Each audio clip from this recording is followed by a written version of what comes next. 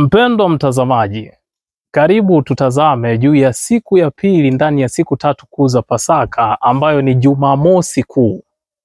Ambapo katika siku hii kanisa hubaki katika kaburi la Yesu likitafakari kwa kina juu ya mateso na kifo cha Bwana wetu Yesu Kristo, lakini likiwa na tumaini juu ya ufufuko wake. Na ndipo sasa katika siku ya leo hakuna adhimisho la misa yoyote, lakini inahimizwa kuadhimishwa kwa liturujia ya vipindi, yaani kipindi cha masomo pamoja na masifu ya asubuhi ambayo yanafanyika yakiwa na muunganiko wa waamini wote.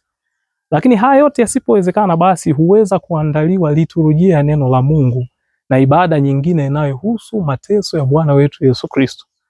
Lakini kama haitoshi, isipowezekana hilo, huweza pia kuandaliwa sanamu ya Bwana wetu Yesu Kristo mteseka inayohusu mateso ya Bwana wetu Yesu Kristo akiwa msalabani, au pengine sanamu ya Bwana wetu Yesu Kristo aliyezikwa kaburini, ili kuwasaidia waamini kuendelea kutafakari juu ya mateso na kifo cha Bwana wetu Yesu Kristo.